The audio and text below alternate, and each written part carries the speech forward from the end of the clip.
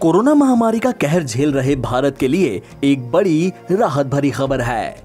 IIT Kanpur के वरिष्ठ वैज्ञानिक पद्मश्री प्रोफेसर मणिंद्र अग्रवाल का दावा है कि कोरोना संक्रमण की तीसरी लहर की आशंका अब न के बराबर है।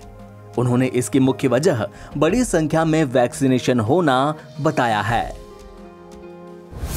गणितीय सूत्र मॉडल के आधार पर दावा। प्रोफेसर अग्रवाल ने गणितीय सूत्र मॉडल के आधार पर यह दावा किया है।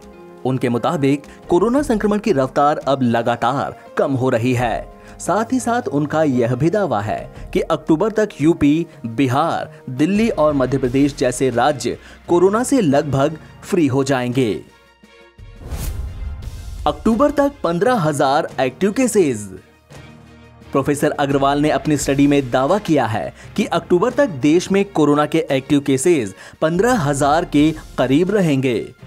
इसकी वजह तमिलनाडु, तेलंगाना, केरल, कर्नाटक, असम, अरुणाचल प्रदेश समेत पूर्वोत्तर के राज्यों में संक्रमण की मौजूदगी रहेगी।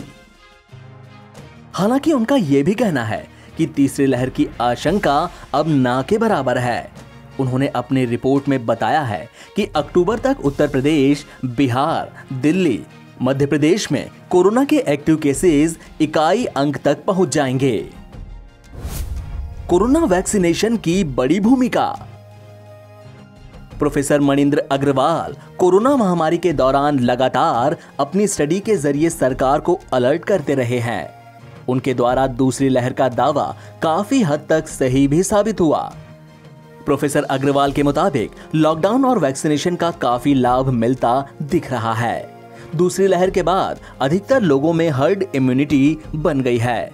वहीं तेजी से चल रहे टीकाकरण अभियान का प्रभाव भी महामारी को रोकने में कारगर रहेगा।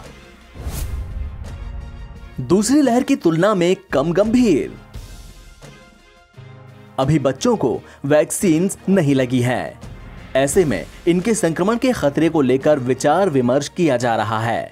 कई एक्सपर्ट्स का मानना है कि बच्चों में गंभीर संक्रमण का खतरा भले ही ना हो, लेकिन वे संक्रमण को अन्य लोगों तक फैला सकते हैं। अन्य अनुमान में कहा गया है कि कोरोना की तीसरी लहर दूसरी लहर की तुलना में कम गंभीर होगी। एनबीटी ऑनलाइन की रिपोर्ट।